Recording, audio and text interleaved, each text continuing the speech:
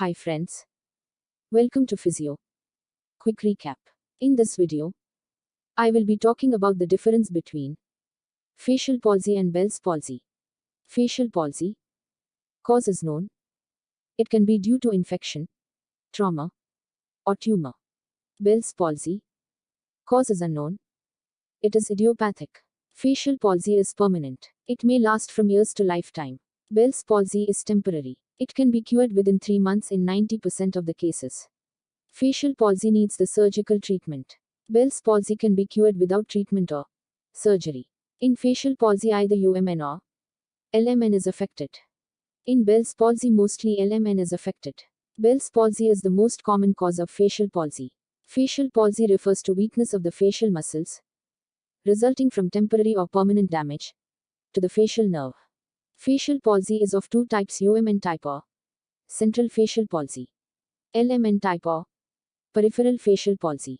UMN type is supranuclear damage, that is, pyramidal tracts above the facial nerve nucleus are damaged. LMN type is infranuclear. Here facial nerve nucleus or facial nerve itself is damaged. You can see in this picture that any damage above the facial nerve nucleus is UMN type of facial palsy, and any damage below the facial nerve nucleus is LMN type of facial palsy. So, further in this video, I will tell difference between UMN and LMN type of facial palsy. Site of affection in UMN and LMN type. In UMN, contralateral lower half of the face is affected. Why opposite side is affected? You must have learnt in physiology about corticospinal tract pathway. In this, 90% of corticospinal fibers cross over or go to opposite side of the body at the level of medulla. So, therefore, if the damage is in the left side of the brain, right side of the face is affected. Why lower half of the face is affected? Why not upper half? This happens because upper half of the face receives motor signals from both the sides of the cortex. So, if one side of the cortex is affected, upper half of the face receives motor signals from the other side of the cortex. So, upper facial muscles are innervated. And hence are not affected. In LMN type, ipsilateral half of the face is affected. Why ipsilateral side is affected? It is because facial nerve doesn't cross to opposite side after emerging from facial nerve nucleus.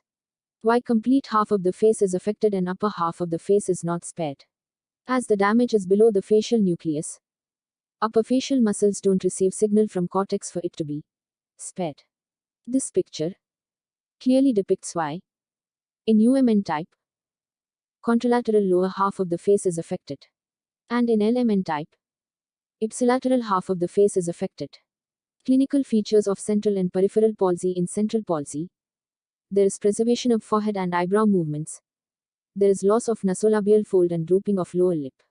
In peripheral palsy, there is loss of forehead and brow movements, inability to close eyes and drooping eyelids, loss of nasolabial fold and drooping of lower lip. In UMN type, facial muscle will be presented with hypertonia and hyperreflexia.